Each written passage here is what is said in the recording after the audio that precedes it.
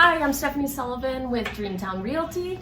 I'm sitting here today with Amy Boone, who's the owner of Dragonfly, which is really, quite honestly, one of my favorite boutiques in Evanston. And I've been coming to the boutique for several years, although it's changed locations in that amount of time.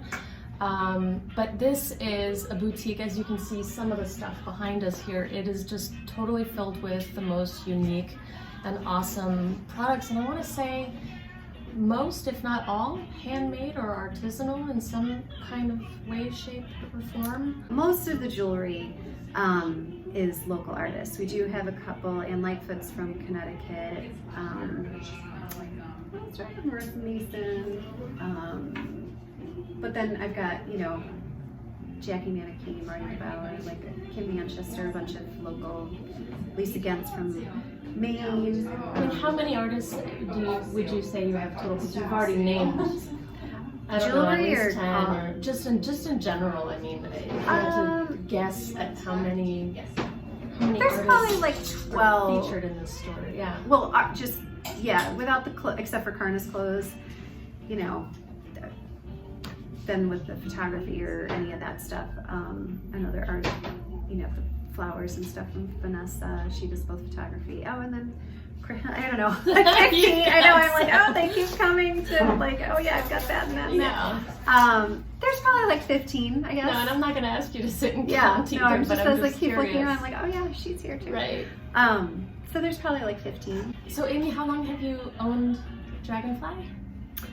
Well, originally the first Dragonfly was actually in the city, in Lakeview, and that opened 9/9/99. So it's actually been 20 years. Wow. But that was just furniture and accessories from all over the world. So no clothing. We did have jewelry and candles and gifts and all that sort of. It was a super special space and time. And then I had kids, so it was kind of like, how am I going to do this little balancing act for the next couple years? And I'm from Evanston. That makes sense. So when did the Evanston location open? So we opened down the street in 2012. 2012, right? Yes. Okay. September 12th, 2012. Yeah. So we were there for 2 years, and we've been here for 4.5. It'll be 5 years in July that we've been here. But what was the impetus for you opening a boutique? Is this something that you've been thinking about? I mean, even prior to 1999, is this like been a dream for you, kind of? I mean, I grew up with super unusual stuff in my parents' house, and it was all eclectic. And my parents are both. My dad was in advertising for 50 years. My mom was an artist, is an artist. So, just to be growing up around a lot of creative influences and stuff. Yeah. So I started going back to graduate school at Columbia for commercial photography, and one of the classes that I was in was with another girl, and I said, I'll see you next semester, and she said, no, I'm actually opening a shop with my mom. Oh, cool. I was like, oh my God, that's awesome. I've always wanted to do that. And then I happened to be having dinner that night, or a couple nights after, with my parents, and my mom said, well, that's kind of always been one of my dreams. And I was like, okay, well, don't say that and not mean it. But then it ended up being my dad was really involved as well, because he traveled all over the world for his job. So then that's how we started doing more and more containers from Africa and India and Thailand and all over. So, got it. Okay. And supplemented by going. It was a very different time because it was before 2008. Yeah, I think there is such a thing now as like pre-2008 and post-2008. For sure, it was so fun. It was such a different. Yeah. Well, and not to say that there's anything wrong with this, but as soon as sort of the Pottery Barns and the Crate and Barrels and all of that stuff started knocking off reproductions of Asian furniture and all this other stuff, that we would import that was the real deal. People would come in, and of course it's much cheaper if you can get it at a more bigger box store. So, and I totally get it, the price tag is much more at our store versus their store, but if you're just looking for a piece and you're not really concerned about the integrity and the authenticity, then and that's what made it harder and harder. So where do you source your products from now, or where do you? Well, the bread and the butter is really the clothes and the jewelry, for sure. Yeah. I mean, I like it all, and I feel like the accessories and the furniture just add to the ambiance of the shop, you know? Totally, And 100%. you know, plus to your point of adding local artists. So we've got, you know, some artwork from Vanessa Philly. She's from Evanston. Karna, who took over my old spot down the street. So we have her clothing in here and her jewelry, and she and I are great friends, and you know, have worked some together. Because the clothing in here is, I mean, it really is totally unique. I mean, I don't think I've rarely ever come across something in the store that I've seen elsewhere. I'll put it that way. Good. One of the cool things about coming in here is the fact that you're not going to find made in China. You're not going to find reproductions of stuff that's, you know. Well, it's fun finding the, like, to your point of not finding stuff that you're going to see everywhere else. So Right. we've got, you know, Alambika, which is from Israel. We've got, you know, Bachi's from Italy, and it's just, there's Kedzerek from Poland, and So you guys are from all over the world. yes, and then Wilt's made in the U.S.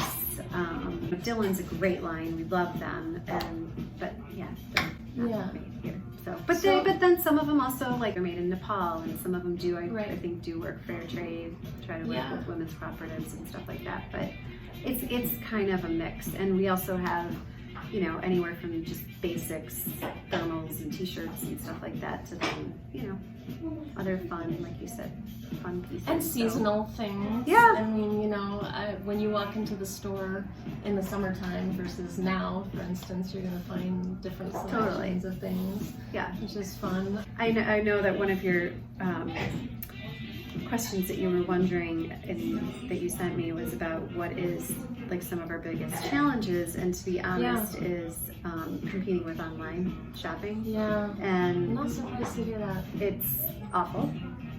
And, you know, I don't do, if someone sees something on Facebook or Instagram and they can call us. I mean, if they're not from Chicago or Evanston or the North Shore, whatever, local, obviously we can send it to them, which we do, you know, if they see a picture. Sure, if they see a sweater or a jacket or whatever and say, hey, I like that, could you ship it to us? Sure.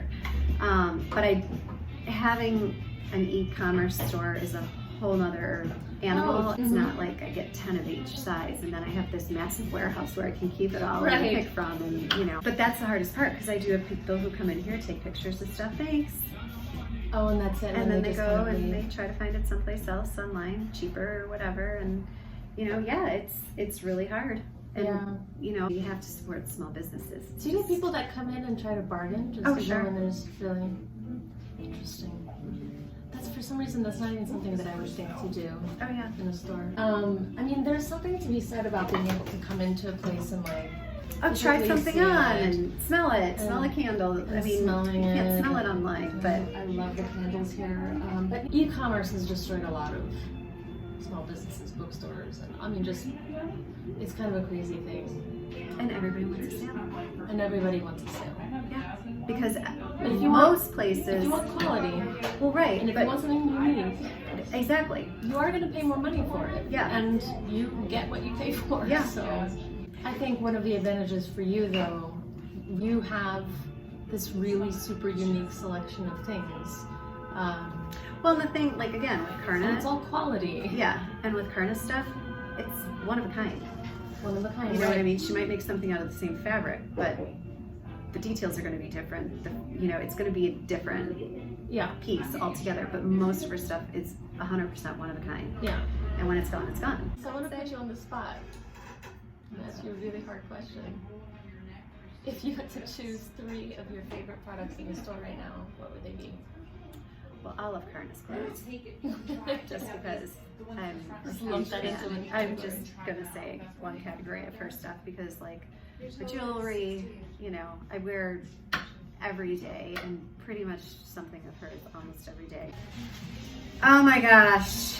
And then what else? That's really putting me on the spot. Well, to your point, I love all our candles. I love the candles too. Yeah. Top 3, I don't know. Well, that's 2, so you're doing pretty good. And the jewelry, I love the individual. I mean, it's hard because I think some of the clothes the lines. I mean, but in Jiri, to your point before, on another local, well, she's not local, she's in India, but everything is handmade in India, in Jiri. We have their pillows, we have a ton of their pillows, and their clothes are just so beautifully made.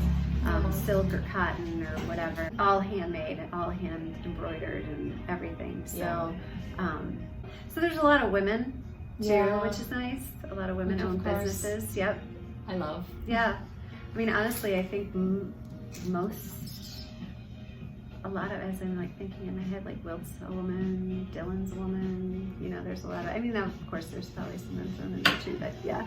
I'm super excited to be able to share with people the store, Dragonfly. It's, like I said, one of my favorites, and thank you so much for your time today. I really appreciate it. If you're looking for like unique gifts or just, I mean, really just stuff for yourself too. I mean, let's be selfish a little bit. But holiday season's coming up. Yeah, right, that's right. Yeah. And the holiday season's coming up, so it's the perfect time to stop in. Stop in, say hi to Amy, say hi to the rest of the staff. Everyone here is super friendly. And that's it. Yay, thank you. Now is the perfect time to stop into Dragonfly, which is super conveniently located right downtown at the corner of Chicago Avenue and Grove Street, just south of Dempster Avenue. Get a head start on your holiday shopping and discover the incredibly unique clothing, jewelry, candles, home decor, and so much more. Because when you shop one of a kind, once it's gone, you might not see it again, so don't wait. And if you're a business owner and would like to be featured on parkbench.com, be sure to reach out by clicking on the Request to be Interviewed link, or by contacting me directly at the email address below. And of course, as always, please feel free to reach out to me for all of your residential real estate needs. Have a great day, Evanston.